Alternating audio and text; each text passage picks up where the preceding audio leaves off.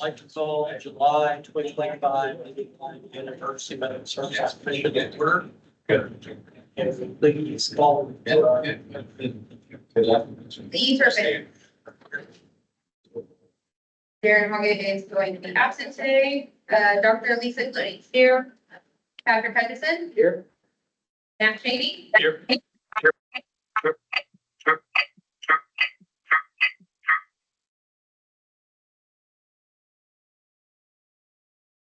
Jerry Order is out of town.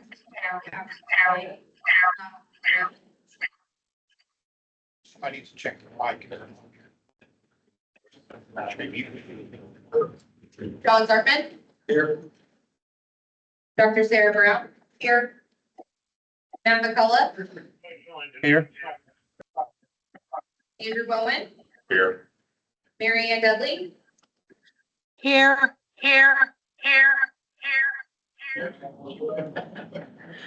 Dr. Jim Moffitt. Here. Lori Bailey. Here. And Jonathan Witham. I am here online. Thank you. Thank you very much. Could all please stand for the pledge. I pledge allegiance to the flag of the United States of America and to the republic for which it stands, one nation, under God, indivisible, with liberty and justice for all.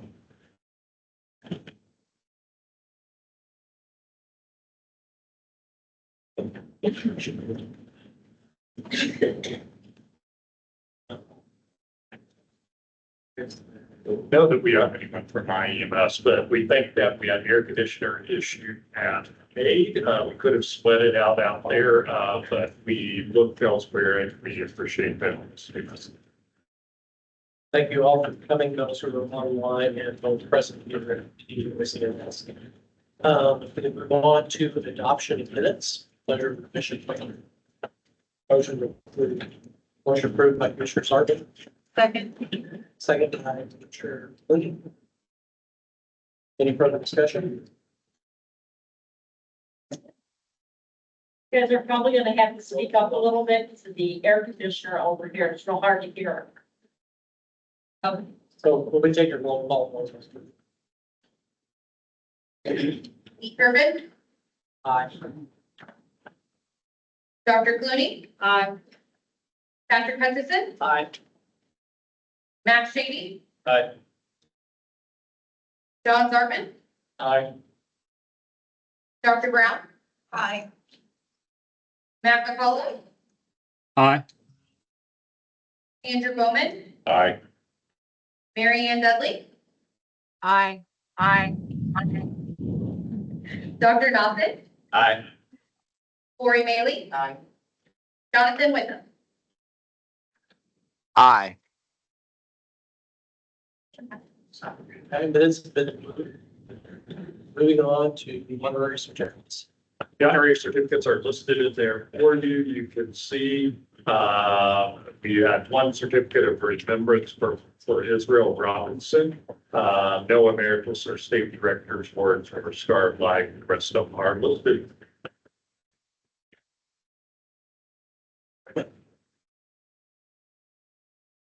Any other departments come? Yeah, they were not available today. The big things they had is, first of all, the track announcement, and I think Dr. Gazel is going to cover in his comments. They are farming up the tracks. There's 3 regions, north, central, and south.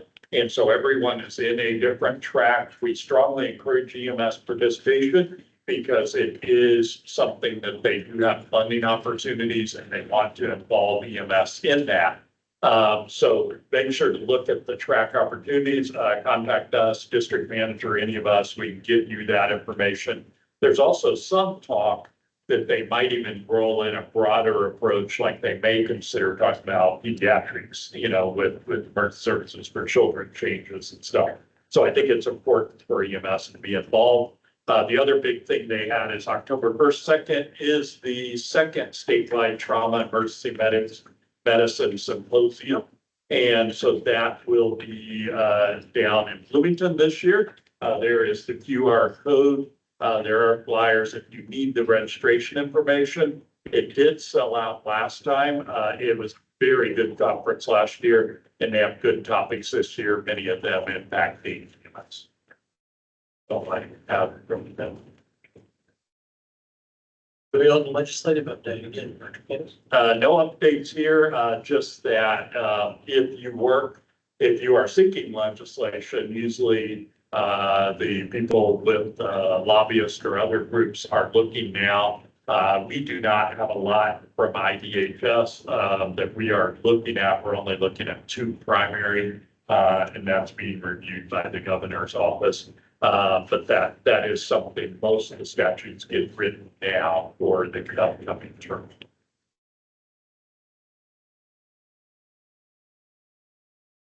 EMS for children, Mario Canal. She may be online. She had indicated she did not have any updates at this time.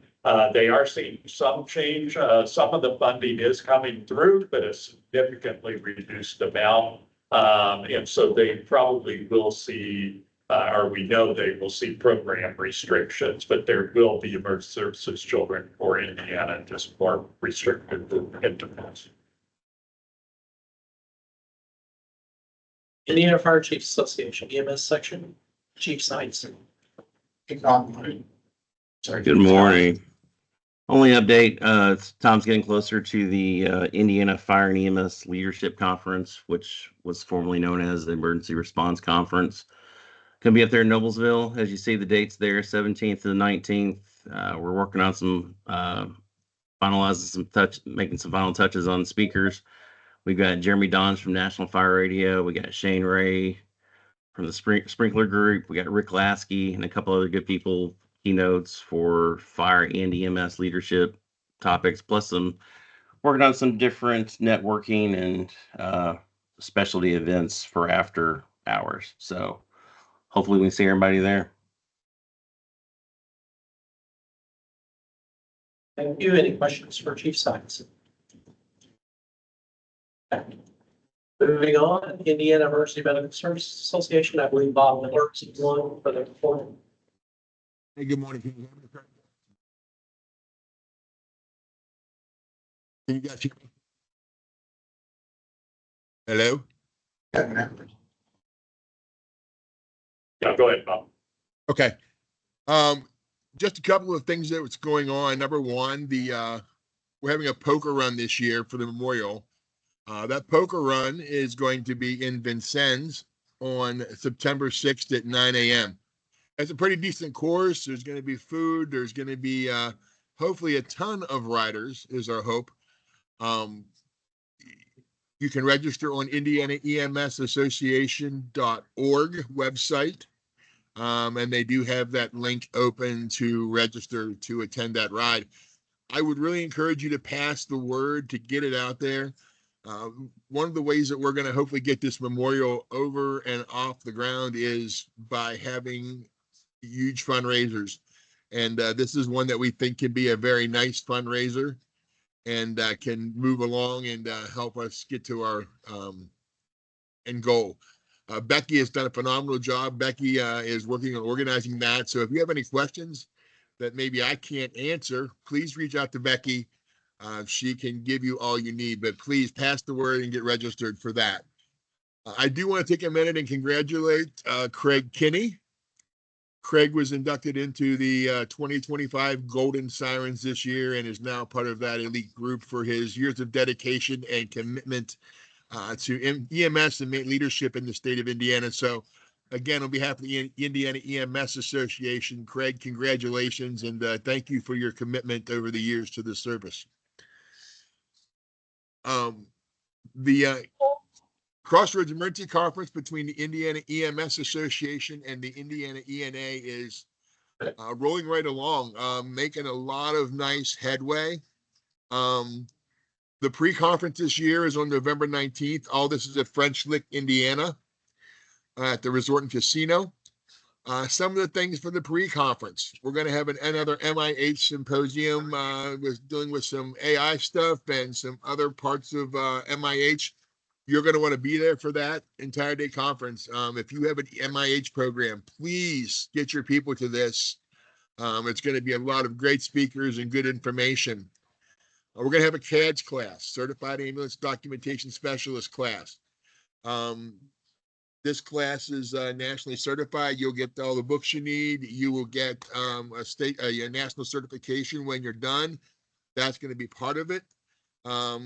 Again, pre-registration, and that is a necessity. We'll have a STEMI class back. Hand-heavy instructors course will be coming back this year. There's going to be some sane forensic between hospital and medical services. And, some other good things that are going on for pre-con. For the conference itself, the 20th and 21st of November, pre-registration is out there. It really is a good price for pre-registration if you can do that. Hotel rooms will be available till the 20th of October. Now, I want to warn everybody, we sell out of our hotel rooms. We've basically booked all but about 40 hotel rooms at the French Lick Resort and Casino. I suspect we will sell out of those and then people will be moved to the West Baden. So please sign up early. Don't wait till the last minute or you may not get a room on site. We have all kinds of leadership and clinical educational conference and tracks. We also are going to have for the first time this year an advanced practice practitioner track. That track will be for your NPs and PAs and MDs that need continuing education that's hard to find. That'll be a separate track running by people that'll be certified to teach that. The mixer, again, this year has a band, a different band this year. It's a top 40 band that plays all over the country, and a DJ. The theme for the mixer will be the Roaring 20s. So we look forward to that being a good time as well. Again, we'll have Friday morning breakfast with the vendors. The price includes lunch all 3 days, Wednesday, Thursday, Friday, and the dinner on Thursday at the mixer. So please make it a point to attend.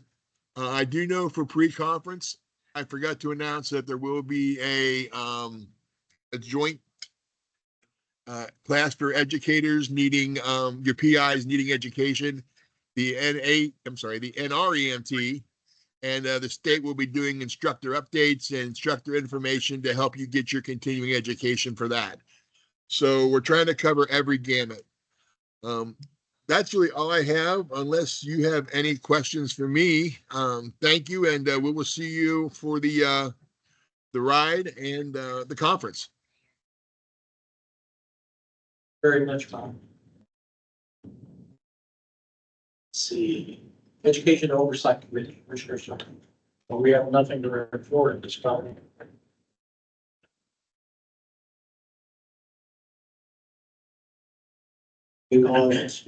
Bowling Green Health. Thank you. Mobile and Grade Health Committee met on June 6th. Our subcommittees continue to do work. That was mostly a discussion meeting. We were reviewing data. We were reviewing what we want out of the MIH pre-conference down there at Crossroads. So kind of as a planning meeting. And so we unfortunately do not have any approvals to request. We did not have any submissions, so we did not review any specific program. Emily is working hard on staff, and so she may be reaching out on a couple levels. One, the initial applications populate into a map. And what we find is most people, when they start, check everything. We'll do this, we'll do this, we'll do that. But really, it's hard to do all the things we have listed. So most people have a focus on 3 to 4. And so we're trying to streamline and make that map more accurate. So she's reaching out on that end. And then she also is spearheading to get organizations added as an endorsement. So if you are a provider organization that has an approved MIH program, you may suddenly note an MIH endorsement on your regular ACADIS certification. So just be aware of that. Anything you want to add to that, Emily? No, I did send out an email a couple of months ago regarding that program check-in that Director Kenny was talking about. So if that has not been turned into me and you guys are working on it, just let me know. If you need help, shoot me an email. I'm more than happy to help you out with that as well. That's all I have.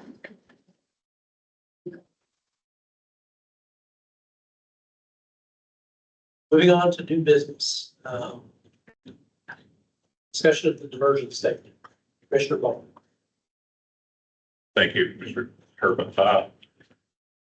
In the last week or so, all members of the commission received an initial proposal from Dr. Schmitz of Hendricks EMS on gathering support for proposal for hospitals in Indiana to reduce diversion to incoming EMS, mainly based on the concern for, hey, we've got a full ER and you can't come here anymore.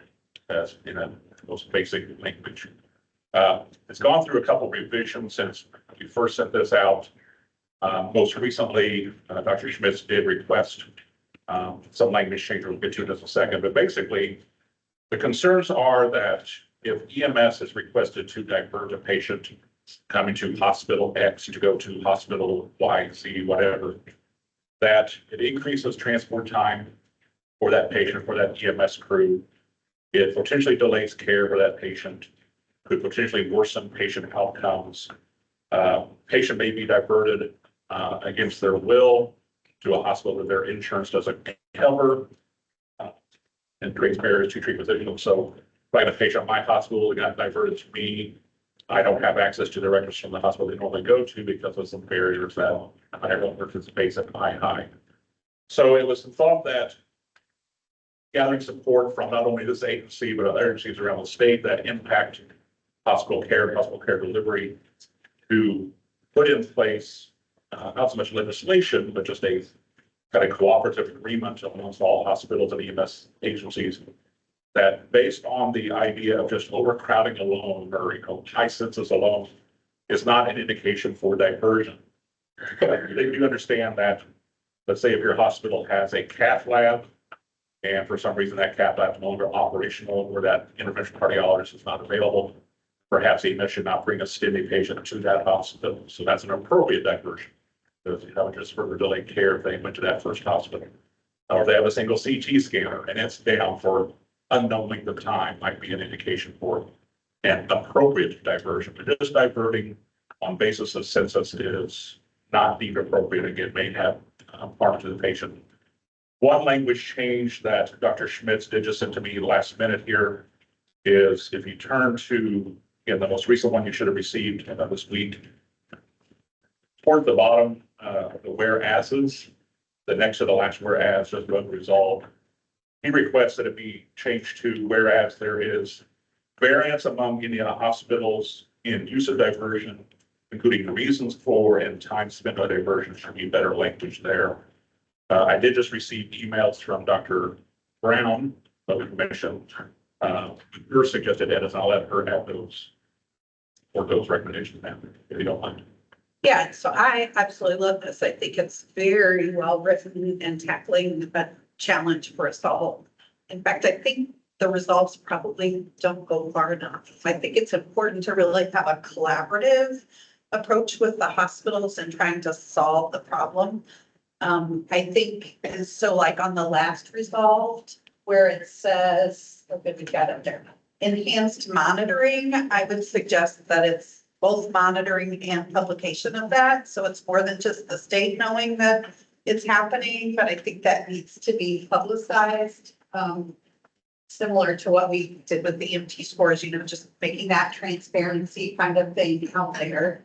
And then I think that it would be really helpful to also have a dashboard that shows real-time hospital capacity. I think if we could collaboratively work with the hospitals prior to them getting overfull and maybe adjust transport destination when they're not quite so overfull and just getting near capacity based on knowing, who's full and who's not full or who's near full.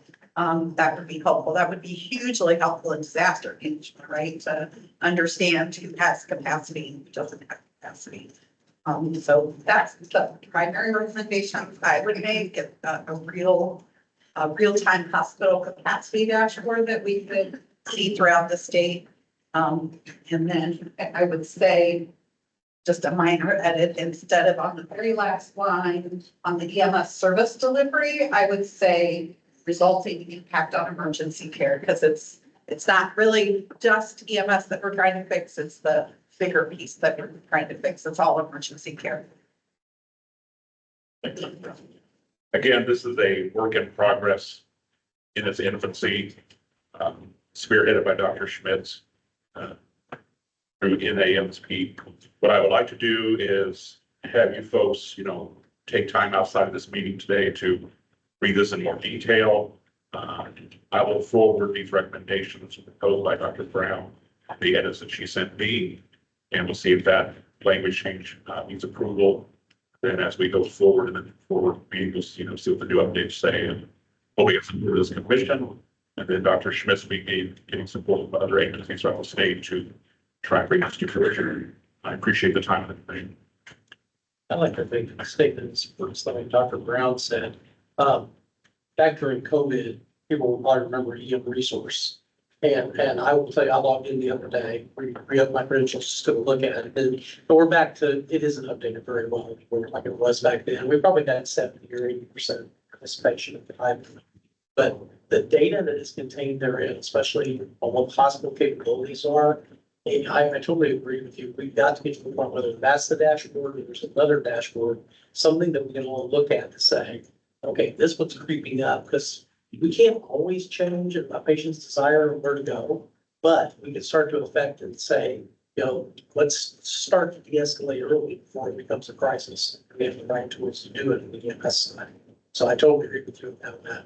Some type of resource available, it's also real time, just what's going on. The hospital is escalating capacity and give us some type of tool. Yeah, first, I'd like to, Dr. Schmitz put a ton of work into this. Almost every one of these points has been cited by research and things like that, but that he's really drawn together, and he's the one that's kind of circled the wagons on this, so to speak, I guess. And these conversations are going on simultaneously with 4 or 5 different agencies, with the hope of eventually maybe having some sort of position statement signed by all of them. And I'm very supportive of that. We did away with diversion in my home area, and we've seen some good positive impacts. And I think this dovetails nicely with, there's a ton of discussion going on at the state level about regional medical operations centers that will give that real time, scenario of who, what availability. And I think your points out is excellent about getting before we get full, because once it's full and you start to divert, the ship's already sailed, the problem's already there. Realizing, hey, they're starting to stack at this place, let's move somewhere else. That'll have a benefit to our patients, to our ERs, to our EMS services. So I just think diving deep on this is really time well spent. So thanks for everybody on there. Other comment on the version? Okay, we go next, scope of practice. In Godfrey and Dr.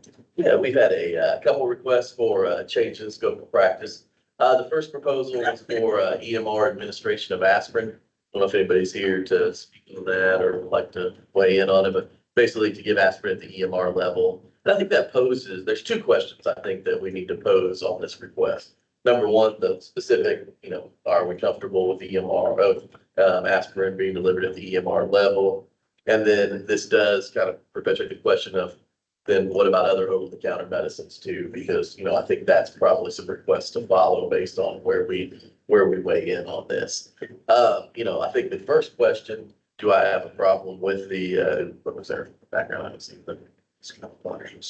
Okay. But it was sent out, I think, with that mission. Yeah. So, the first question, I guess, from my opinion, do I have a problem with, over-the-counter aspirin at the EMR level? Not necessarily. I think the second question is a little more challenging. And so that's honestly one to pose it to the commission and see what thoughts are. Kind of move forward from there on that. So any immediate reactions to that? I think my first thought is, we know the effects of early aspirin, obviously, all the way back to the ISIS trial. But Are we seeing an issue and is there an impact of getting it even earlier? I think that's the question at hand, is what's the patient impact? We will have the EMR level, so it's earlier in patient contact. It's not like it's an expensive thing to do by any means. It's a desirable improvement in outcome. That's my take on it too. And I don't know if that's been parsed out. I know getting it on board early and immediate has some benefit. I don't know if, 5 minutes versus 10 minutes, things like that has been parsed out. I'm not seeing any literature on that, but I agree. It's a, financially, fiscally cheap medication, a one-time dose, the side effect risk factor is pretty minimal.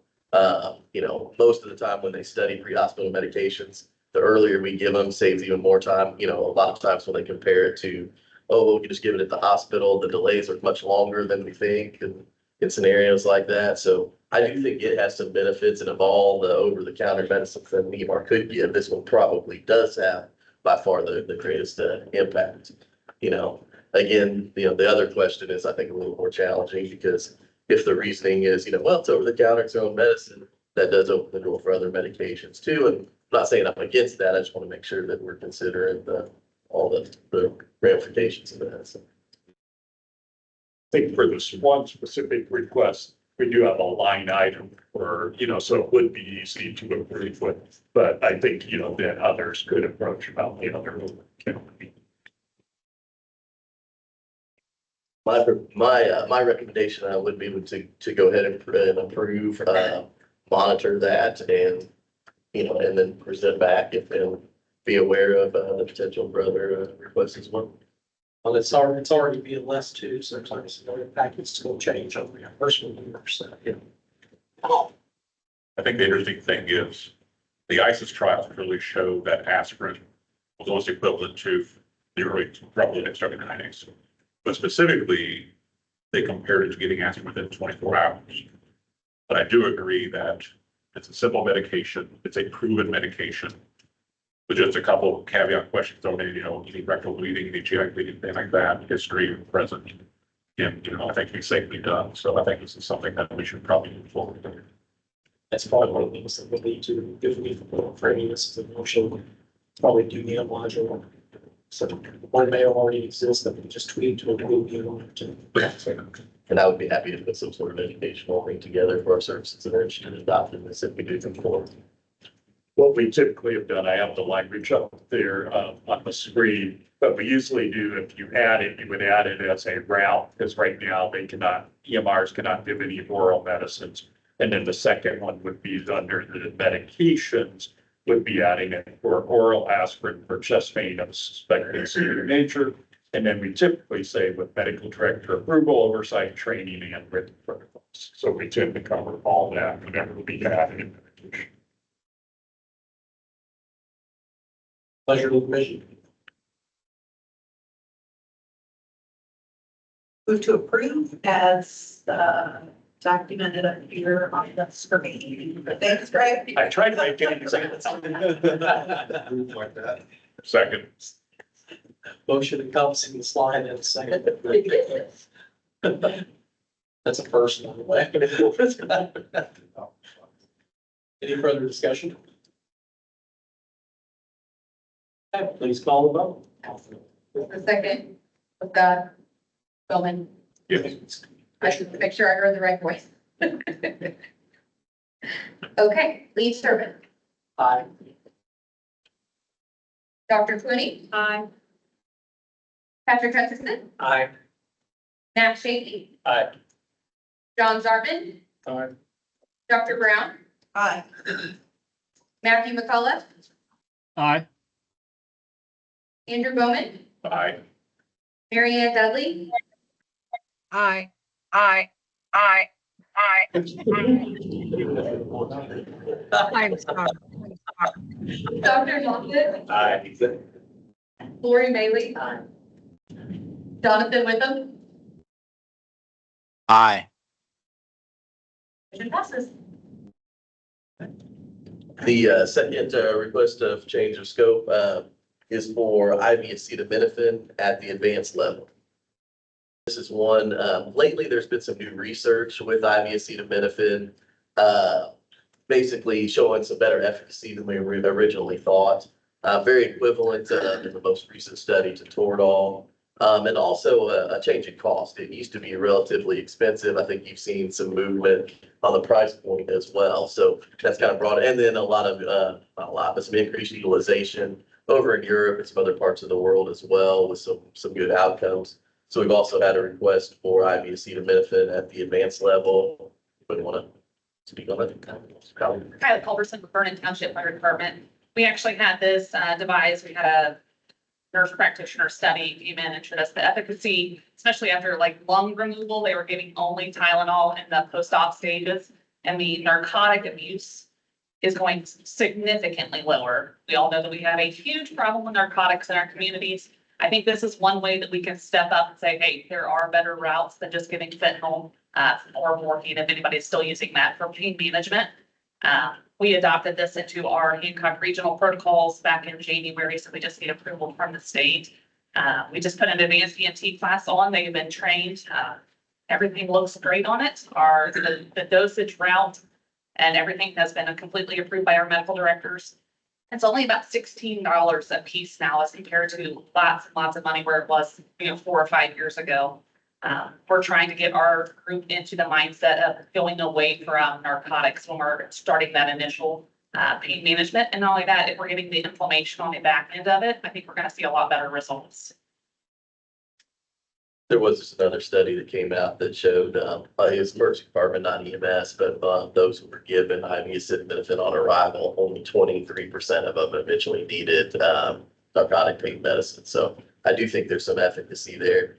I also think, obviously, we've discussed the advanced protocols, quite a bit over the last few years and things. Their ability to manage pain, with their current protocols is minimal. And so to have an IV medication that's cheap, really contraindication wise, there aren't very many, even in your liver failure patients, a one-time dose really is not going to have any significant deleterious effects. So, I think again, this would be one that I'm supportive of, given those, the data behind it. I agree. They also have involved medical directors who I think will have the appropriate oversight, QA and things like that as well. So my personal opinion, I'm supportive of this as well. So I'll leave to the commission for other questions. The only thing I would add, so first of all, they do administer IV medications, so we would not be changing that route.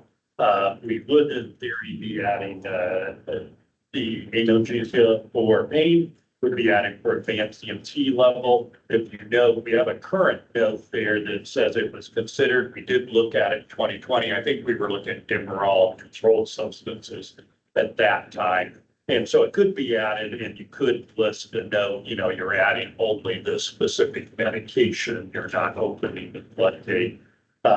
And so there is kind of where I thought we would need to add it. And I took it from the email. Sorry, I was in a hurry, so I have Tylenol, but acetaminophen would probably be better to use the actual generic name. Again, it would be medical director approval, oversight, testing, written protocols. The only other alternative, because I like to give the commission their alternatives, would be if you want to know a little more about it, would be you could recommend it as a waiver, approve a waiver and ask them to track stats and we could report back. But, it'd probably be, it seems like, based, I'm not the position of the group, but based on their opinion, it seemed like it would make sense as an addition to the advancement. I know Toradol come up. I think from this perspective, we see so many things sometimes that don't have a time layer. This is one where the science is clear. You have substantial impact and possible mitigation of chronic addiction. It's well, I don't know what we need to waste on this. And if anybody would like to see our protocol, I can send that out also. In our paramedic route, it is also for fever management too. In addition, there are some other states that have adopted this without any negative effects and some good benefits. That's your question. Motion to approve. Should be approved. Second by Dr. Lawson. Any further discussion? All.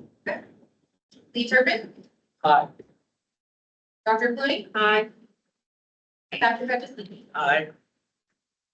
Matt Shady. Aye. John Zarman, Aye. Dr. Brown, Aye. Matt McCullough, Aye. Andrew Bowman, Aye.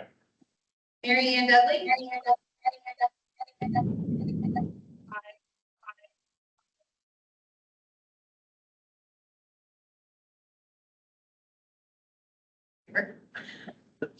You said aye, say aye. She said aye, okay. Dr. Nelson, Aye. Lori Bailey. Aye. Jonathan Witham, Aye.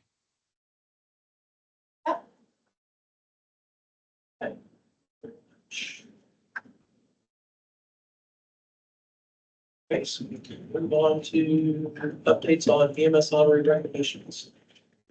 Okay, just a quick, so they are very successful. We update with the annual report. One of them that sometimes is a little challenging is we had added a couple of years ago EMS cardiac arrest saves, and we get departments that submit that. And what happens is typically, as you know, a cardiac arrest is kind of an all hands on deck. So when it happens, we get a lot of requests. So we end up sending out, packets of 15, 20 at a time. The question from our office was on efficiency, it does kind of slow down the system. And is it appropriate for the organizations to recognize their own people? And I kind of feel like I like that we recognize as long as the rank and file are appreciative of it. And we certainly don't mind doing it. But if we're going to change our approach, would it be better to honor the organization or do we stay the same? But we're mid-year, so I thought it was worth a discussion with you guys as to what you felt was appropriate so that if we make a change, that we can do it at the beginning of the year and get a message down. I asked Emily to pull some stats, where we were on those cardiac arrest saves.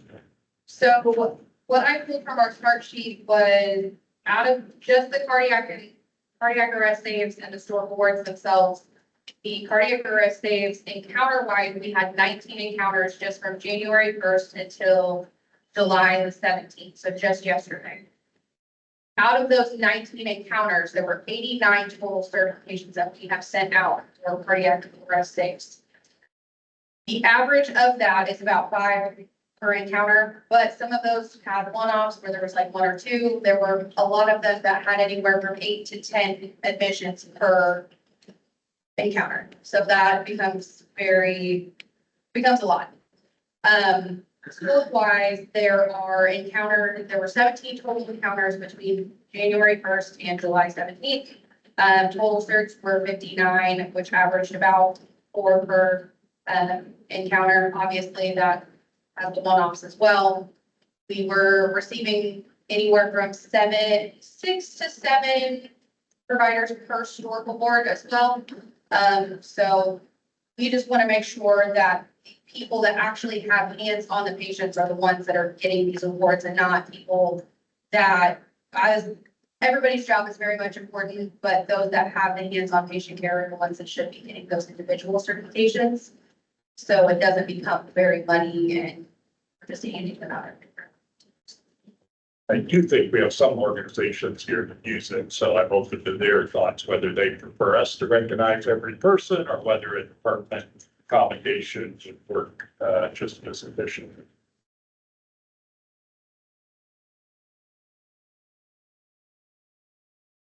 Open feedback. Thank you.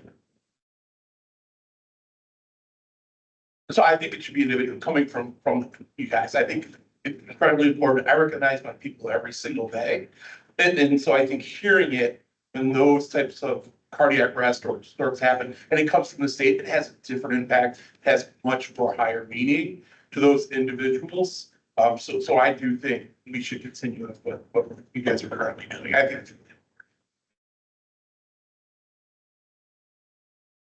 I think a lot of providers do the right thing. So I would say for an entity that doesn't, it's definitely something that they can stay to do for the individual, if it's not too long.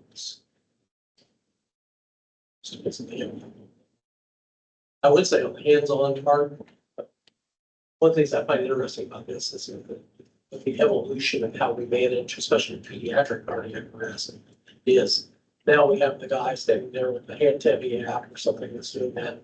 I would say if you have somebody in that capacity, they're just involved with that hands on Exactly. and observe their being direction and oxygen.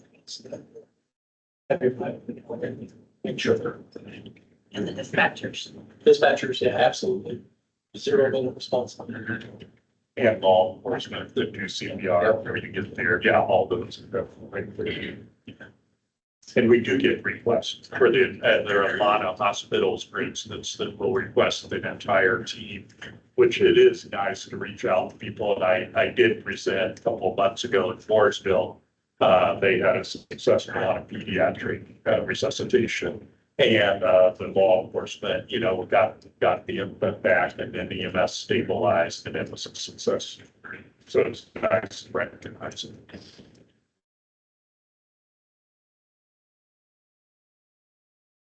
Okay, if it sounds like it is not broken, so we will continue the course.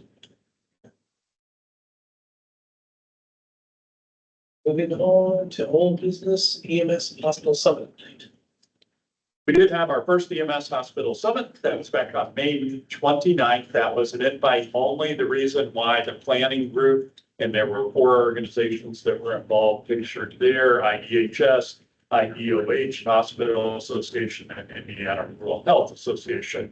And we determined that we wanted to make sure we had regions of the state and also had good representation. So if you did not get an invite, please don't take offense. The idea was to try and make sure we had a manageable group.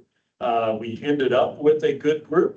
There you can see it was about evenly split. We actually had a few more EMS than we did hospital attendees, but we ended up roughly around 50 attendees.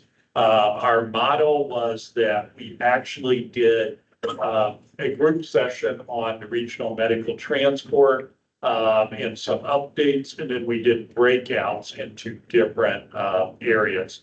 And so we did do a follow-up survey, and we're going to share that. And so the organization, you can see, and it makes sense that, if it was evenly divided on attendance, then half of it was pretty much the hospital association, and half of it was Homeland Security. We each took responsibility for it in our retrospective.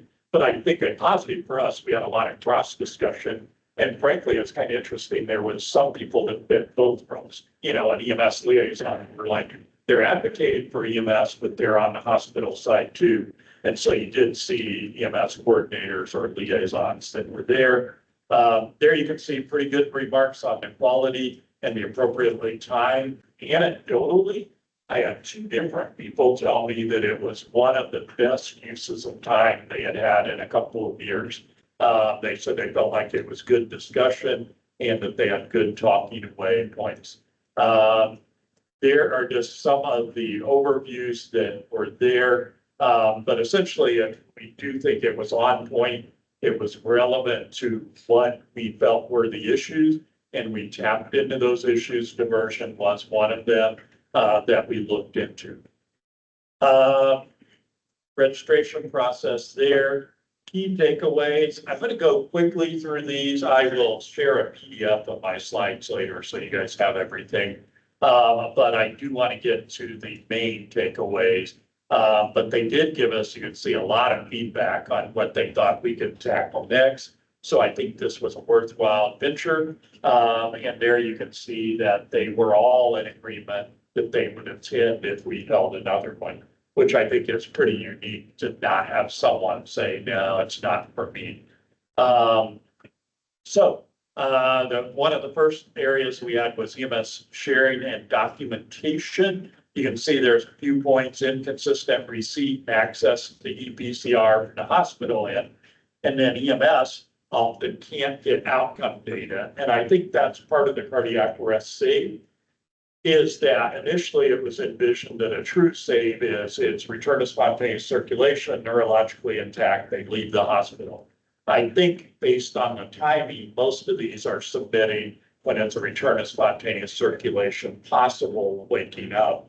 but they don't really have the dismissal. But on the other hand, they don't always have access to that data.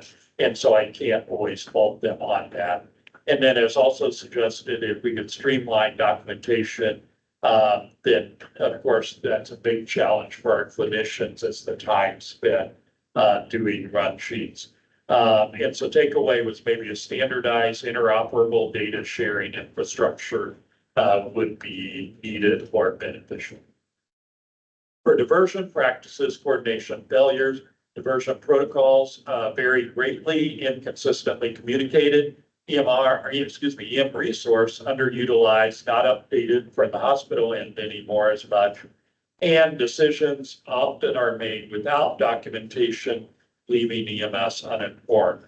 So take away a statewide diversion standard with enforceable protocols is essential.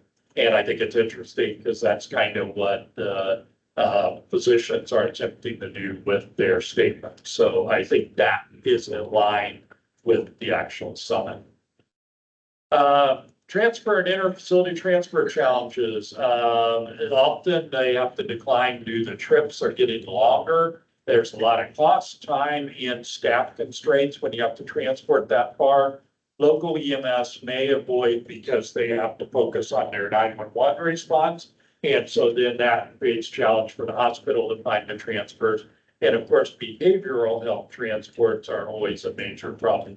I think it's interesting, the regional concept, they actually tackle behavioral in some of the other states, and they do it pretty effectively from what we can see. So I think that is a worthwhile model to look into. The takeaway was coordinated statewide inter-facility transfer dispatcher network system is needed.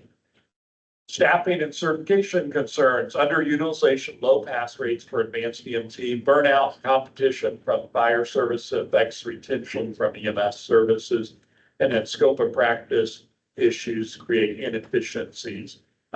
Reform education pathways and expand scope flexibility to support staffing needs was the breakaway from that one. And the regional coordination and technology, talked about the Texas model, which was covered in the morning. Unified patient tracking, the Pulsera system, other systems like it, hospital agreements noted as best practices. So that way everyone understands both, what's available, the capabilities, and then what can be done operationally. Lack of unified software systems hinders that interoperability. Takeaway, Indiana, specific regional coordination hubs with shared tracking systems should be explored. And so that is where it ended up. And so that's kind of the high level there. And so I think our goal is to look at these and see, we talked about a little bit about scope of practice today. We're talking about diversion. But we want to follow up and see, and then potentially have a second one of these to see if we have made progress and if there is anything any other issues that arise above that. With that, I am open to any questions on EMS and hospital summit.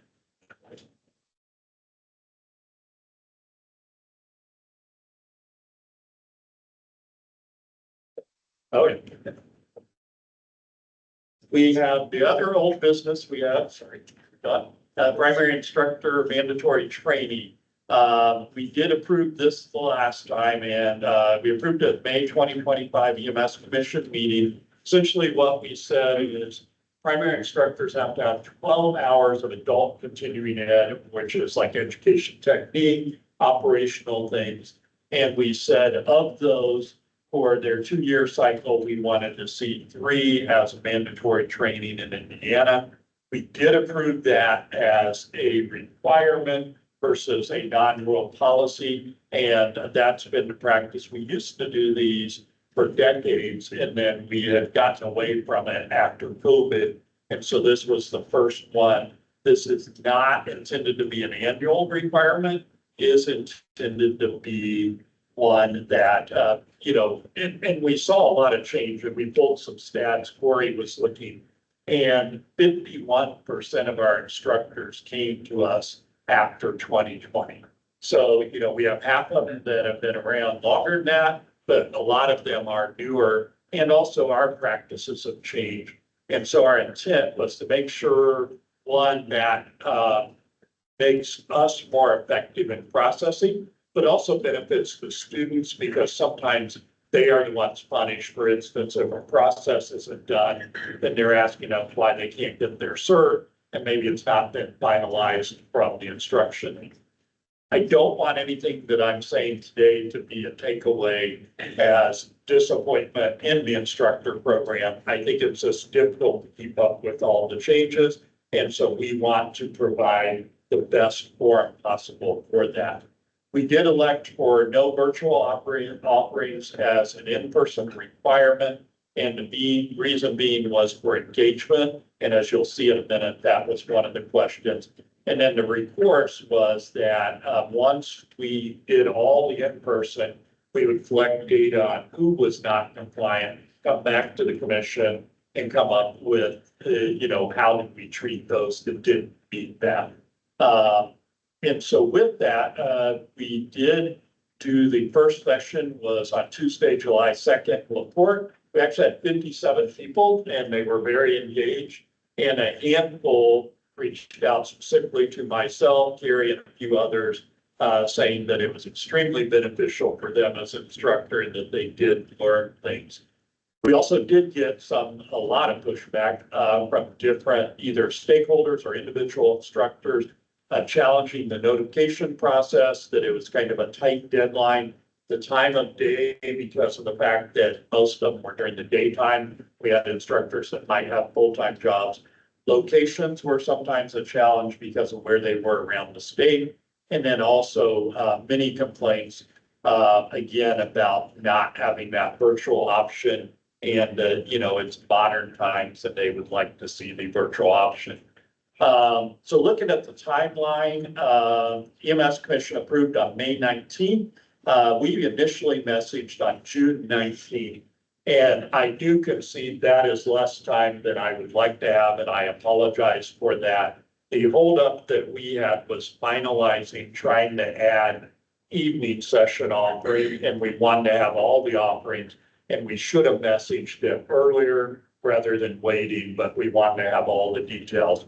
So that did give a short period before that first offering, which was July 2nd. The second offering is not until next week. And so you still have about 3 weeks at least between that offering. Where did we go? This shows you on a map, and the yellows are where we have scheduled. The one blue is a yellow. It has a yellow background. So that's why it's one of them we are going to. And then the green dots, there are 3 of them, are areas that have reached out. Since we said if you can get a group of instructors will come to your area, and we most likely are looking at adding to those areas. Terre Haute is now confirmed. Okay, so Terre Haute actually would be a yellow star, and that just occurred because I did yesterday, we talked about it, and then Carrie got it scheduled. And so they're going to host that at Union, actually, right? And so there are the locations as well. We did also on the initial messaging, when I looked at it and Carrie sent it out, and I think that the mistake in communication there was we assumed everyone knew the requirement and it was never explained. So it's a very curt email that said, Commission has approved mandatory hours. Here are your options. And so there was a lot of pushback in the initial days. So I finally did a letter explaining why everything was. And after that letter, several people said they appreciated the background on that. So that is where we are right now. We do have some recommendations to address the concerns that we are not already addressing. One, we're looking at additional session. We have said that if we could get 10 or more, we can look at adding a session. We do have to be a little careful about that because when we have 784 instructors, if we do 10 each, that would be 70 sessions that we present. And that would be a rather large task. And so we're looking more strategically at, does your location and you host, can you bring in a large number of people or how close are you? And I do know, for instance, Hamilton County said, we would like to host one. We'll coordinate among our departments and we will share one, and which was great because we could add that session and it was one of them that was added. So we'll be strategic. District 2 was not currently represented. Elkhart has expressed interest. That's where we're looking. District 7 now has one scheduled at Terre Haute. District 8 is not currently represented, but we are looking at options there. I do think we may want to consider the non-compliance, because I think there are people saying, and I think this would do two things. One, I think it would address, we need to know the end result, and I think departments want to understand that as well, because they don't want to lose instructors if that's what's going to happen. And I think it also may address with our proposal, might address the question of a virtual option where it becomes operationally challenging. We still think the best instruction would be the in-person, but we would like, our recommendation would be that if we complete those in October, then we would start developing, if the commission wants to go down this path, we would develop an online offering that would likely be through Acatus. It would add questions to make sure the person's engaged, so they would go through it, they would answer questions and complete it, and that would meet the requirement. They would take that between November 1st and December 31st. There would be no penalties at that phase or anything other than they just need to take the course during that 60-day period, which we would need to develop and make available. And then if they were not complete after January 1st, then at that point, they would keep their PI, but they just would not be allowed to instruct in classes and participate until they complete that module online, which again, might be less, I don't know, but would be, around 3 hours, just like the in-person. And we would modify the current in-person to do that. So that is what we approved. That has been our response. So I'm open to feedback, questions, discussion. So Mr. Kitty, you're saying that if they're not compliant with a live session, the last minute virtual session with testing after January 1st or so, a PI just can't teach.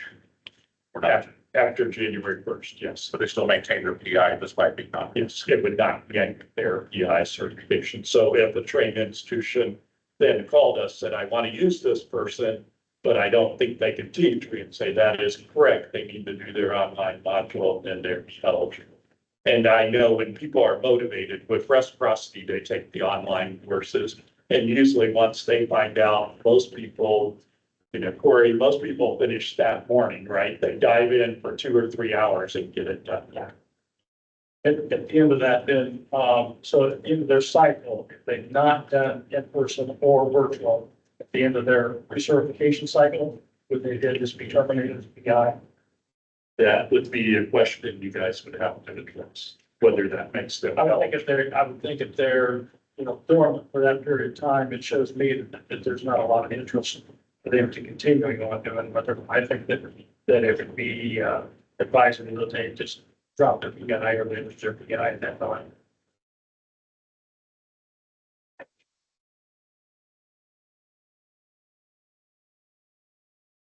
And what we might want to do, I'll consult with Sean on that. What we might do is just when they get to the phases, we would say, you haven't completed it in person, here's an online option, here's what would happen, and issue that, which would then be a layout for that, what would occur, so they're clear. I just hate to see them get recertified as a PI and then just say, well, you still can't teach. And then we just drag that on forever. It didn't make any sense. I think my concern is it seems like it's kind of been a top-down approach with little opportunity for any like collaborative spirit or discussion from some of the stakeholders. We did this EMS 2025, identifying workforce problems. It seems like we're just adding more and more. So, I wasn't present at the meeting. I would probably advocate for a virtual option. While I prefer an attended person, I just think we have 700 people across the state. And then I think we're responding to like this non-compliance after the fact. I think this should have been thought out. So the first question I have is, being newer to the commission, the process for this non-rule policy, so what, can somebody explain to me how, what are the options? Feel like there's not due process, or there's sometimes there appears to be a lack of transparency for something's presented. There's a time for input from people that are this personally affects, and we don't have that. It's presented, we're asked to vote on it, and may not be that informed about what the issue is. So I guess I want clarification on that, because I would advocate more for that transparency and discussion where it's presented one meeting and then the next meeting, so people have a period of time where they can chime in, I think so. Two things happened with this particular one. One is, and again, we were resurrecting something we've done in the past. And so that was why we were trying to hit it. We were trying to do it within 2025. And part of that may have been our fault because we were delayed in presenting it.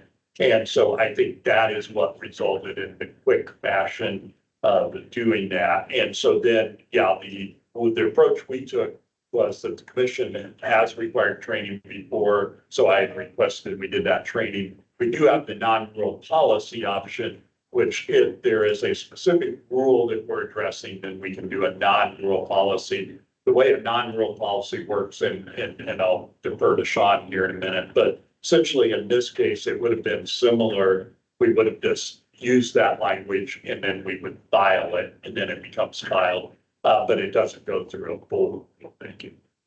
And can you explain what is the full rulemaking process? If you're not doing a non-rule policy, what would be the other process?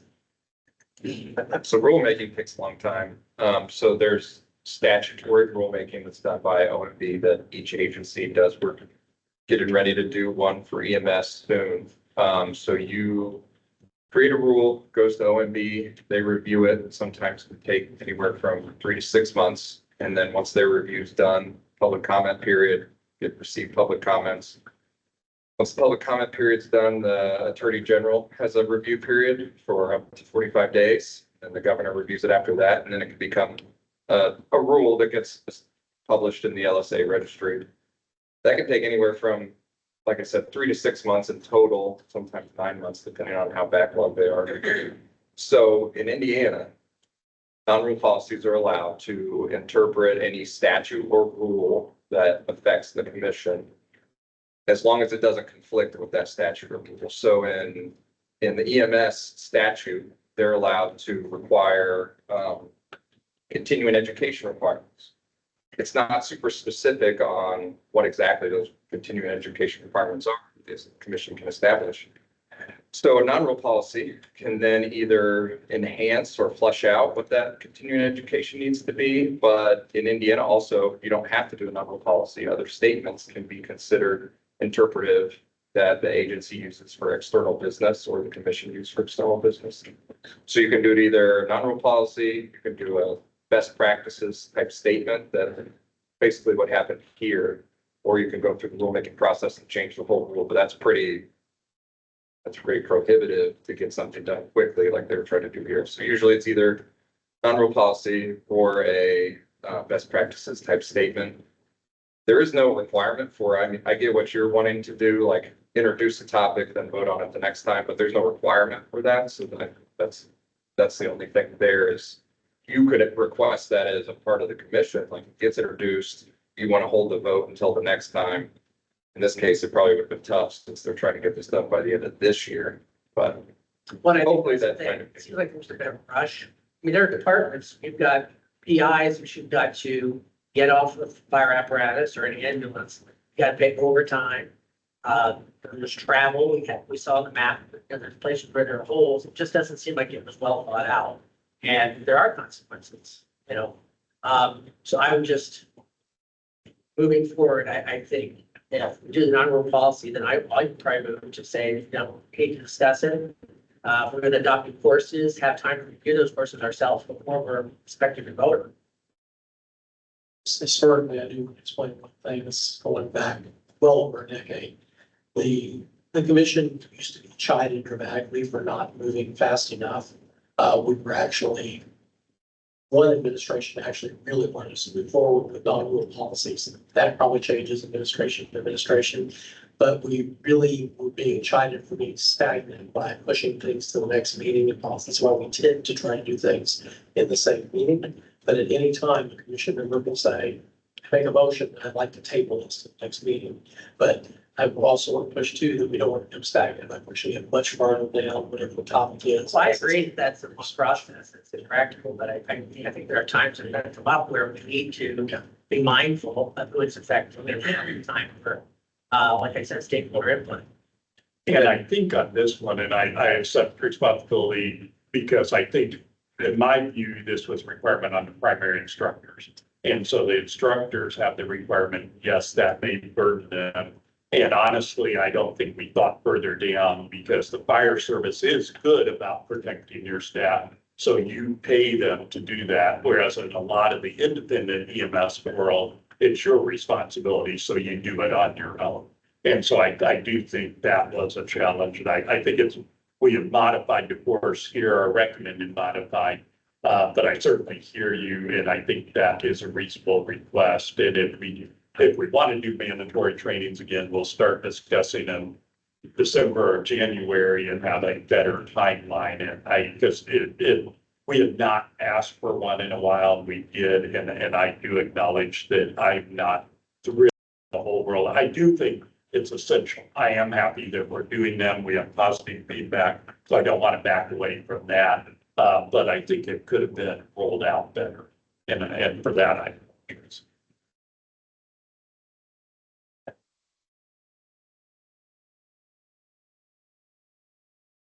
One thing I would add with this is, I like what you've got here. But after the January 1st, 2026,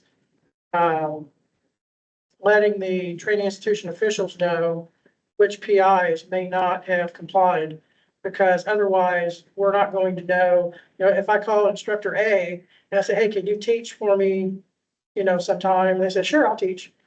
I don't know if they've complied or not. So completing that communication cycle with the training institution officials so they know who's not in compliance would be helpful. That's very reasonable. Yeah, we definitely would do that, because you're right. Otherwise, people will just be teaching on their own. So. And I just want to reiterate to all commissioners that any time we put the motion to table something before certainly they'll stop and we'll build it in. So I did start to answer on that. I try to keep things moving, and there have been times I've sighed because we've tabled things, but sometimes we need more time because we've got to. I get that. Director Kenny or Carrie, one question that I've been asked repeatedly since this was approved. How does this training differ from the quarterly updates that have been going on? And if it's not significant, why are those not counted? Good question. So our problem was playing catch up because we get some, and I think it was Robin got one. And I can't remember, I apologize, Robin, I know I'm probably butchering it, but like, you want to know how to schedule practical. She goes, well, I can help you, but you also probably need to attend this training because you should know that. I think the challenge is we wanted, because we did discuss that. Ultimately, I don't think we need future ones if people attend the quarterlies. And if they have been, they probably are not as surprised as most. But I think right now we're trying to make sure everyone has that baseline, so we make sure they understand how to do the process. So that was why we required everyone. But if they do the quarterly on a regular basis, most of the material should not be new. I agree with you. And that's what we're encouraging during these sessions. Please start it I apologize, the rest of the commission may not know. Carrie and I discussed, and she has successfully implemented quarterly updates. We were doing it for MIH. And so she does them, and every quarter we do 2 offerings. One of them is at 5 p.m. and one of them is at 9 AM usually. And so we catch the day people in the evening, and we also are trying to record those and try to get those in Aquitas so people can watch those at a later date too. We usually have, what, I'd say anywhere from 40 to 60 people on most of those. Yeah, we've had some really good turnouts for both sessions.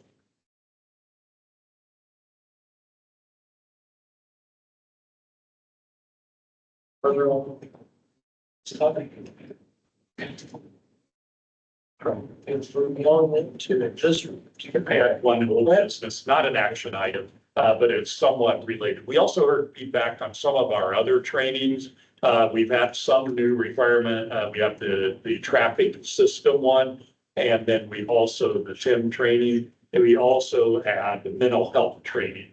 And we've had some questions on those, and we did pass non-rural policies on those. And some of the questions have been, for instance, the mental health says what we need to cover, and for ease of convenience, we required everyone to take the Acatus offering.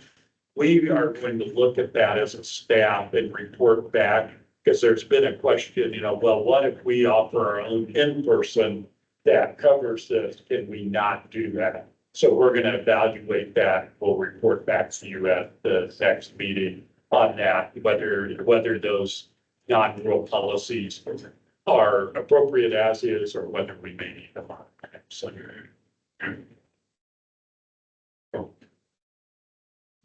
Administrative procedures. So you have in front of you, we have typical a few waivers. Unfortunately, we had way too many discipline orders. We had 16 in the past 2 months, including 2 suspensions and 2 revocations, including someone that's been revoked before, and due to process and obtained it back. So that kept us busy. Administrative rulemaking, there's nothing to report. As you know, we are looking at, I have a fiscal for Article 4. We are going to take a fresh look, and I just want to caution the administration, but with the new governor and the priorities being reducing the administrative burden and also being restrictive, we may have to look at some of the ones that created a cost or added versus we have a lot of good stuff that streamline what we currently have. And so the draft that comes back may be a little different. Of course, you guys approved the final draft. But we are going to take a look at it in light of the current administration and see, and we'll report back on that. The appeals docket, we did resolve one case. Matthew Copeland was resolved with an agreement on a 3-year suspension. Troy Loudon, that one was pending the last time we presented a non-final order to you. And it was still within the appeal period for the ALJ. It has passed. And so at this point, it is open for a motion to approve it as a final order. We had previously sent out that non-final. Essentially, the respondent quit attending hearings, so the judges, they made the determination dismissal with prejudice. And so with that, we're asking the commission to adopt that non-final order as your final order in this matter. Pleasure of the commission. Motion for commission approved by Commissioner Sarvin. Second. Dr. Nelson. Further discussion. Please call. Steve Urban. Aye. Dr. Clooney. Aye. Patrick Hutchison. Aye. Matt Shady. Aye. John Zerman. Aye. Dr. Brown. Aye. Matt McCullough. Aye. Andrew Bowman. Aye. Mary Ann Dudley.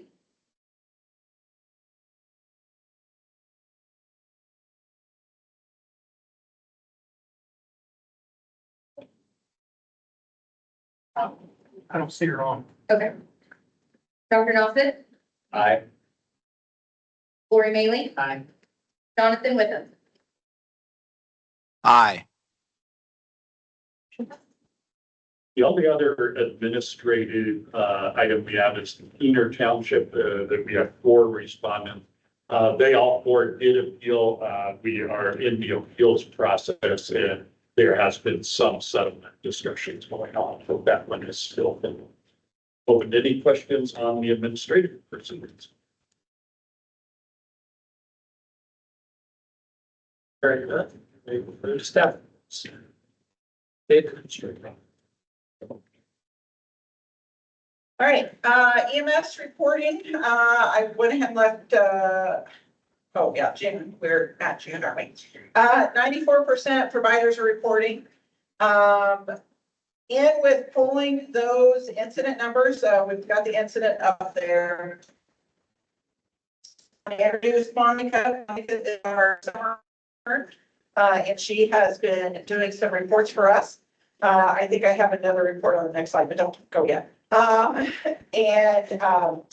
and I met with Monica a few weeks ago or last week, and the EMS dispatch, we're going to start putting different reports in there. I think we came up with about 20 different reports that we would like to see. So we're going to start adding that into the dispatch newsletter when you guys get that. So Monica has been writing all of those reports for us, sticking them in image trends so that we can get to them. Fire reporting is still 68%. I think that's what it was last month.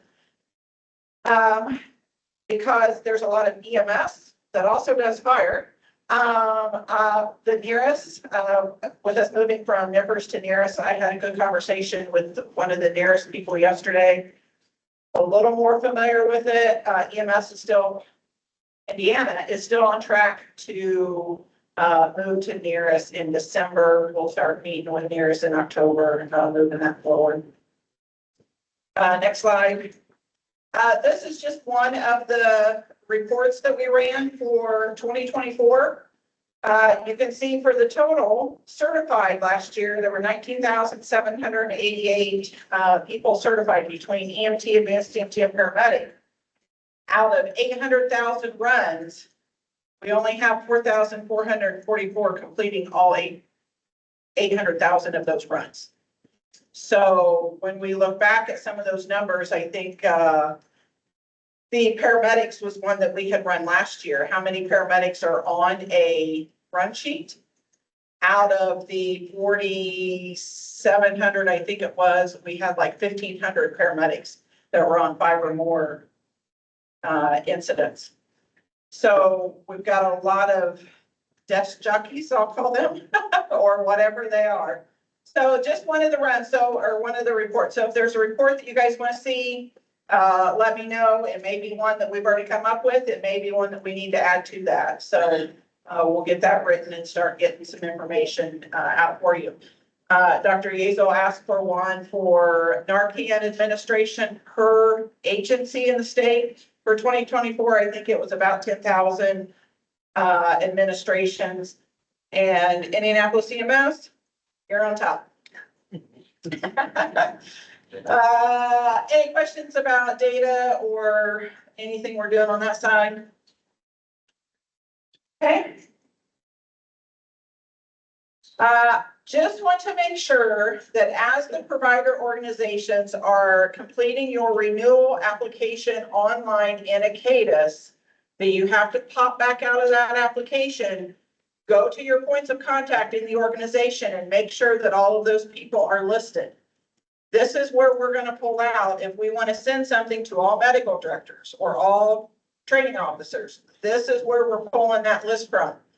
It's vital that you have that completed, and that's the first or second thing I think on the renewal application is to go back to your points of contact and add those people. I will add with that, I didn't put it on here, but as a training institution or a supervising hospital, that you put the points of contact on there as well. The training institutions, we just talked about primary instructors. Every primary instructor should have an affiliation on their portal. As a training institution, we want those PIs listed as primary instructors on your training institution certification. Because otherwise we won't be able to pull a report to be able to send to the training institution. Right. Right. So please make sure that you're getting those updated and keeping them updated. If somebody leaves the organization that had permissions, once you separate them from the organization, they lose those permissions. If you need new permissions, contact us and we'll make sure that the right person gets the new permission. I think that's all I have for the operations, unless you guys have questions. Certifications and compliance. So maybe EMT, advanced EMT paramedics, and primary instructors reporting from the first quarter. We're down EMR throughout the first quarter. And 37% of the EMRs in the second quarter did not review, 24% were EMTs, 18 for advanced EMT, 11 for paramedics, and 16 for primary instructor.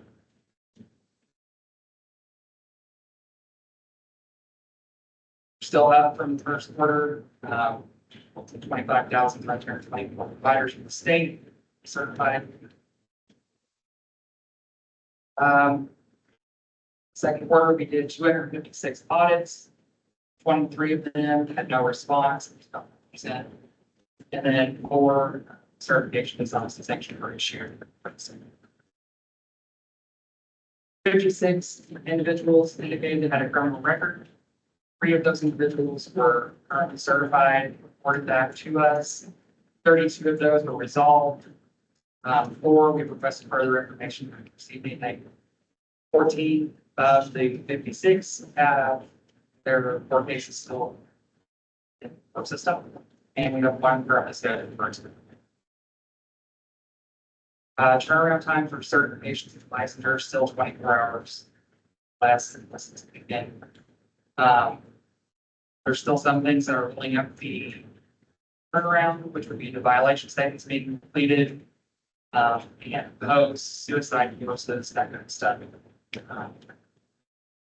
Has been for some.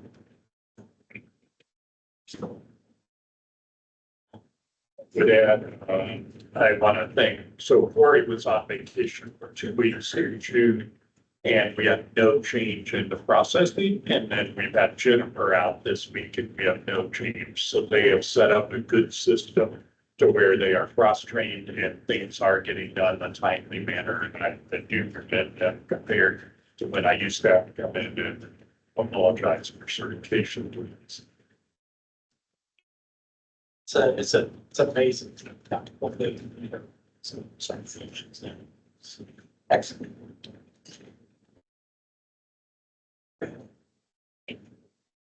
So EMS education and training, very.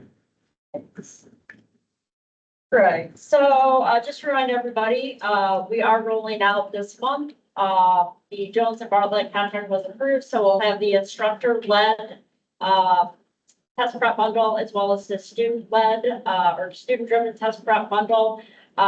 We currently have all the codes. We are waiting for Joy Navi from Jones and Bartlett. She should probably get back to us. Probably, I would imagine on Monday. She's gonna set up a couple, we'd like a daytime and an evening, a couple virtual meetings where you can learn a little bit more about each product and how to use, especially the instructor-led test prep bundle. So we'll be sending that out as soon as I hear from her. But if you have classes that started as of July 1st, contact us and we can go ahead and start issuing those codes to the students, and we can talk about if you want to do the instructor-led program. Next slide. NISIMSO. So there was a NISIMSO education work group meeting this past week. And in the past couple of years ago, the EMS Commission did approve the advanced EMT student minimum competencies. So we are requiring that for the advanced EMT classes. I did this week, I realized that we did not have that on our website. So I did have our website person, go ahead and put those, on the website. It's under the training institution and primary instructor section. So that way you don't have to go search for those. So that is available. But we did also pass, this past week during the NSIMSO meeting, the EMT student minimum competencies. So they don't have them, I believe, on their website quite yet. It should be up there pretty soon. I haven't checked today, but that's gonna be something that for the next meeting, we're gonna wanna take a look at, to see if the EMS commission wants to adopt those student minimum competencies. They do have, for instance, I think they had, 30, contacts. We require 10 patient contacts. They did encourage the states to decide whether, decide if they want to do 30 or if they want to make that less, like we have 10. So they put some guidelines in for that as well as they recommend, but they didn't mandate that you have a certain number of diagnoses. So the student has to be exposed to X amount of full arrests. They do have guidelines in there, but they did encourage the states to be able to make their own decision on that. But this is a document that we should probably take a look at. I don't know if this is something that maybe, John, the, Education Oversight Committee will want to take a look at. We can certainly, go that route and, kind of explore and see what they recommend to the EMS Commission. Carrie, on that, but as soon as that's available, we're making that determination. Absolutely. Yep. Do that. Yeah, I haven't checked today. I'll look again today. I have the draft copy, but I'll wait for the official copy and then I'll send that to them and then wait for this direction. That way, we can have some, at least it'll grab out there or something. Absolutely. Yeah, absolutely. If I can, I would suggest if there's anyone interested in education oversight, because I get a lot of questions about that, then email Gary, or myself, and we can look at, we don't want to get too unwieldy, but we like having it. So, let us know. Next slide. Right, so just a reminder, we have, we're a little over halfway through the year. So we do have the PI quarterly updates in September and in December. So this is something we usually are putting out in our newsletter as well. And I will send out invites as that date gets closer. All right, so many of you, if not, you will hear it now, but National Registry had a major upset with their website this past week. So they went through and they did a major upgrade to their website. And as we know, that doesn't always go as planned. And so when people logged in to their National Registry website or to their account this past week, it said, like my account said, that I was expired. And so on Facebook, it blew up. There were a lot of rumors. So just so you know, National Registry did not have a data breach. No information was lost. They are actually very quickly fixing the problem. They are still working on some glitches with the website. So if you have students that have tried to register to test and they're having issues, give it a couple days. They were actually down for 4 hours last night to try to repair some of the other issues. Right now, like if I log in, it says I'm still expired, but in another location, it has my continuing education hours I put in over the past year, and it says that I am certified. So long story short, don't panic, nothing's lost. They are working on fixing the problem. All right, and of course they're now sending out, they were a little slow at getting this out to the general public and even to the state officials as to what was going on. But they are in the process. Be patient. Their website is actually very slow right now as well too. Monday I was able to record successfully the practical exam, from the weekend, so I don't think that was affected. And just a couple other things while I'm thinking about it. I feel like we're missing, maybe not. Just so speaking of the National Registry, Terry, is it Godey? How do you pronounce her last name? Terry Godey. She's a new official with the National Registry. She's dealing with their education, and she has reached out to us. We have supplied her with a list of emails for our primary instructors. She is putting together virtual in-services, basically, and updates for primary instructors across the country. And so they should be sending out, they may not give invites yet for the July meeting, but the instructors are gonna have a better relationship with National Registry. She's really trying to bridge that and have instructors come together and be updated with National Registry items. So that's kind of exciting. So be on the lookout for that. And as we said earlier, I did confirm today, we are adding the Terre Haute. It'll be on September 23rd and from 1 to 4 p.m. So PI Forum will be there. I will send out a new email that is an updated list of all the added locations as well after I finish finalizing them. We're working on one near Ripley County and then also one near Wabash as well too. So probably by early next week, I should have dates for that. Other than that, I don't think I have anything else. Does anybody have any questions, comments? I do have a question on the National Registry. When the advanced EMTs are taking their written test, they have multiple questions regarding what would you tell the paramedic to do, administer fentanyl. Is every single of my advanced EMTs have come back saying, why are they asking me what I'm going to tell the paramedic to administer? That is an interesting question. And it's all ALS medications that they are not talking. That is interesting. Every That single would one of be them a come back great- talking about it. That's gonna be a great Terry question. And if I have to talk to her between now and then, I will bring that up. Again, you know, they go through a very vigorous, process when they, figure out the questions they're gonna use in the pilot program and all that. But I can definitely ask them about that, and see what their thoughts are. Thank you. Any other questions? All right, thank you. State EMS director. First thing I have is we are here. You made it here, so you presumably saw an email or something. I do want to remind everyone we have the newer subscription service. So I don't know. I had been getting emails, and on this one I did not get, and I had worked with our public affairs to schedule it. So I had to go into my junk folder and found it in there. So if you did not get a good check to see if you're getting them, was on July 17th, yesterday at 10 a.m. was the notice about the relocation here. So it's a good way to check your email, make sure you are getting those. Our EMS division newsletter continues. We had a new issue. We try to find new ways, like Robin saying, adding data element. So if you have suggestions, feedback, always let us know. We do that to assist you. I did have a request from training institution that was not eligible for funding through Department of Workforce Development.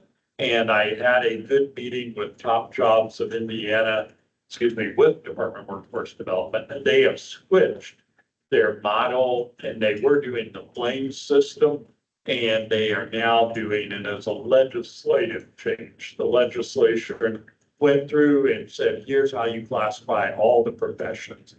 And when they did that, EMS ended up where we were below the threshold at the EMT level to get financial assistance because we are, we'll say, a non-desirable job. And so they have different parameters. And so they were very nice, but we went through the parameters, and unfortunately, I think they're accurate. The last time we had a hiccup, I was able to correct the salary information. The salary information looks correct. It's just under the new vetting platform, we fall lower. There's just so many competitive professions. And I know DWD values EMS and they value us, but they don't have a workaround. You know, they have to follow that statute. So where we're left is paramedic programs can qualify for their ETPL program, but not their WGRD program. If you would like to know more, there is a YouTube video. I put the link there. I'll send out the PDF, as I said. But it kind of explains a little bit more of their process, what changed and such.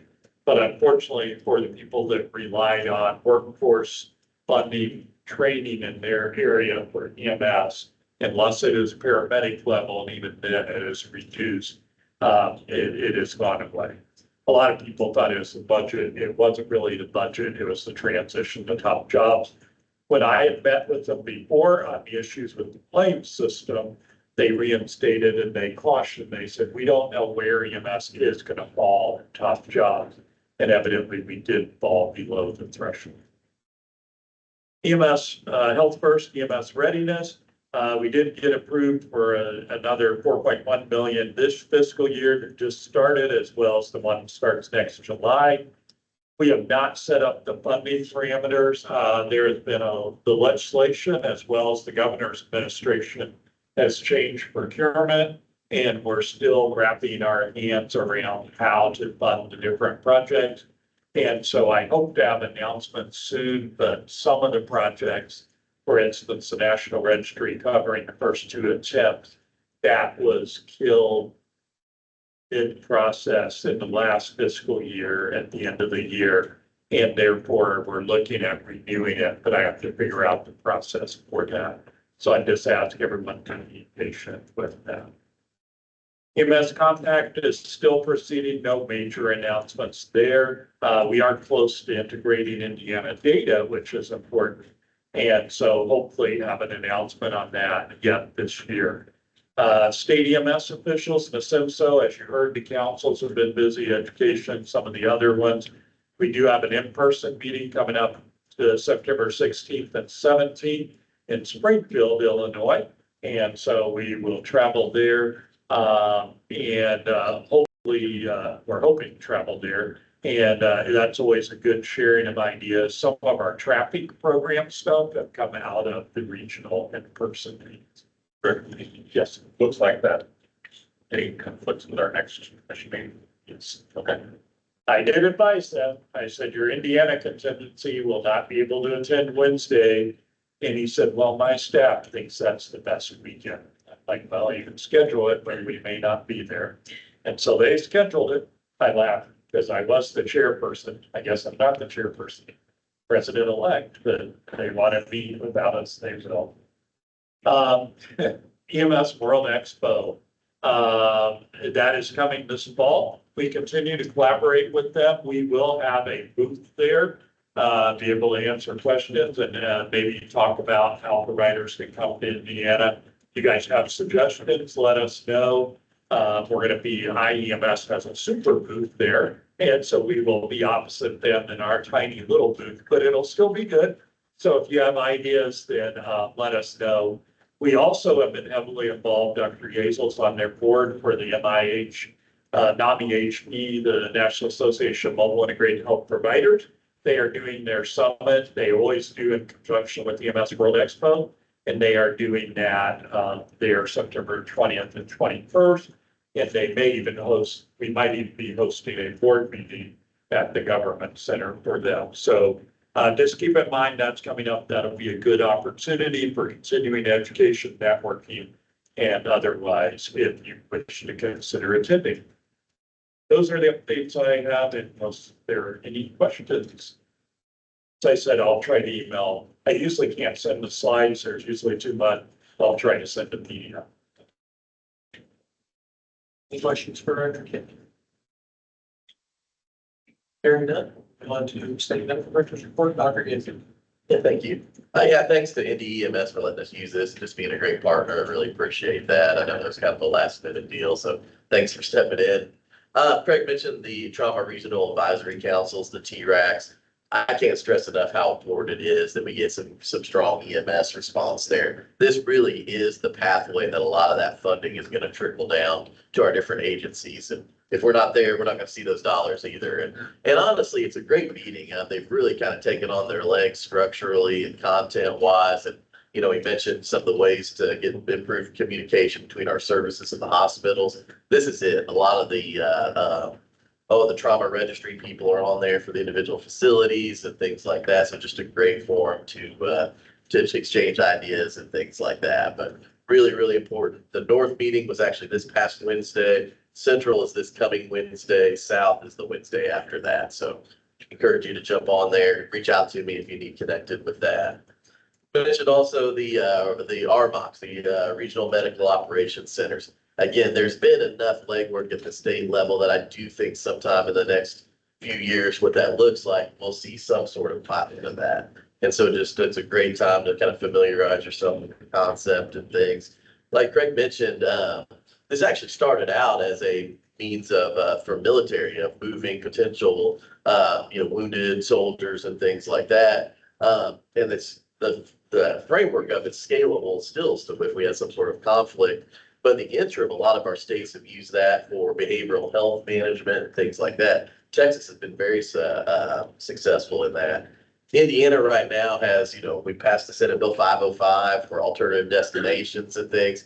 They're really flexing up their community mental health center capacities, especially mobile crisis options. So one thing that we're looking at piloting in my area and some other areas of the state is where, I still think for our medium and low acuity behavioral health patients, you're seeing 911 utilized much more than 988. We have not seen a big transition.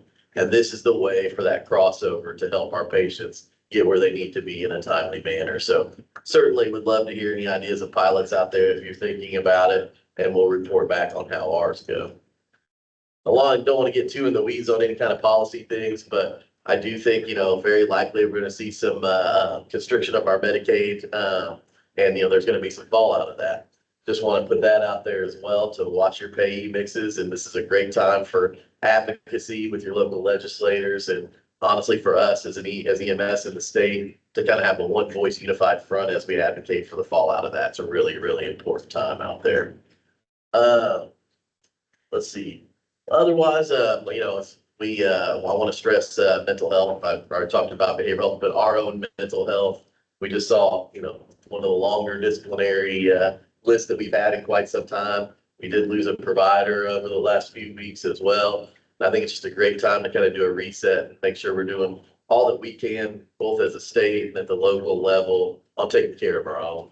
Both of, supported trainings, but also just boots on the ground, reaching out, making sure you're okay, check-ins, things like that. Gotta take care of our own. And I think, started off just increasing the positive feedback. Want to get some positive feedback to our office. I was glad to hear some of the compliments and, Craig with his advocacy at the national level and his leadership. Robin doing all the data things that have fallen in her lap. Monica's done some great things for us as an intern. Corey and Jennifer, I used to, every time I do a site visit, would hear complaints about certifications and things. They essentially have gone away. So thank you guys for what you're doing. Emily, out there, getting our MIH programs. Tim and Zach doing what they do, and all our district managers, Travis, Stan, Jason, and Jamie, being the face of our organization, beating the bushes, things out there. Appreciate everybody. So I think that's all I got. Any further questions for Director or Dr. Reeves? Very good. I'm sure. I want to thank everybody that's attended the update so far, and I think we've had some really decent information here lately on a lot of different things. I do want to note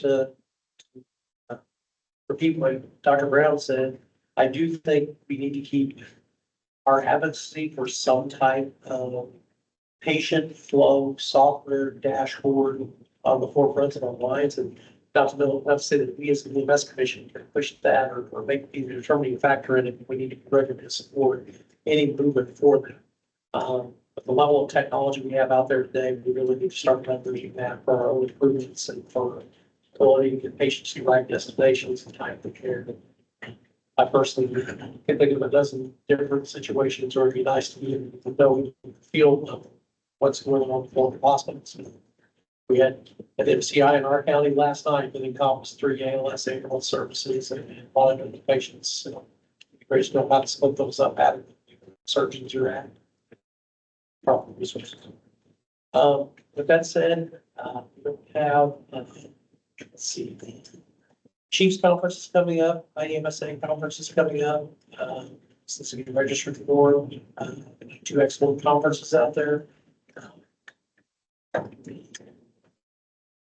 Next meeting will be Wednesday, September 17th at the Chiefs Conference at 1 p.m. Change in time. Embassy Suites in Noblesville.